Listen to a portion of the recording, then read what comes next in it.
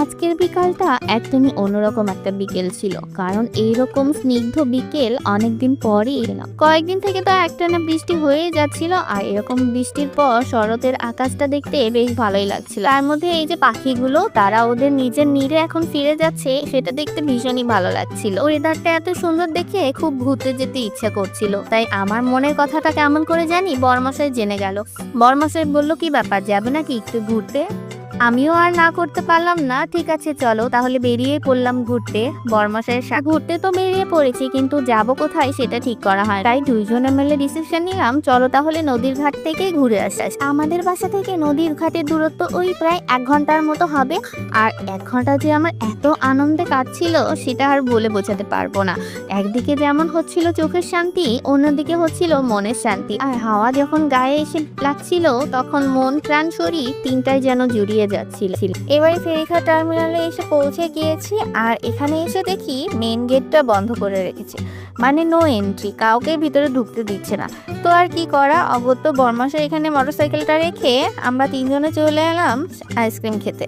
সান্নিধ্য বায়না করছিল আইসক্রিম খাওয়ার জন্য, তিনজনে 3টা আইসক্রিম নিয়ে নিলাম। এবার আইসক্রিম খাওয়া শেষে হাঁটতে হাঁটতে নদীর ধারের দিকে রওনা দিয়ে ইচ্ছা ছিল ফেরিঘাট টার্মিনালে এসে ফেরির মধ্যে উঠবো, ফেরির মধ্যে কিছু ছবি তুলবো। সেই ছোটবেলায় বাবার সঙ্গে যখন যেতাম তখন ফেরিতে চড়েছিলাম, তারপর আর ফেরিতে ওঠা হয়নি, কিন্তু সেই ইচ্ছেটা আমার অপূর্ণ রয়ে গেল। আর আশেপাশে কোনো ফেরিও দেখতে পেলাম না। যাক, ভালোই হয়েছে, মনকে তাও এটা বলে সান্ত্বনা দিতে পারবো যে আজকে ফেরি ছিল না দাঁড়িয়ে। আমরা যখন ফেরিঘাটে এসে পৌঁছেছি তখন প্রায় সন্ধ্যা লাগা লাগা অবস্থা। সেই সময় আর নৌকায় চড়ে কি করব, আর নৌকায় চড়ে যদি ওই পারে যাই তাহলে ভালো ছবিও ওঠা যাবে না আর ভিডিও হবে না। আর সেই জন্য আর নৌকায় চললাম না।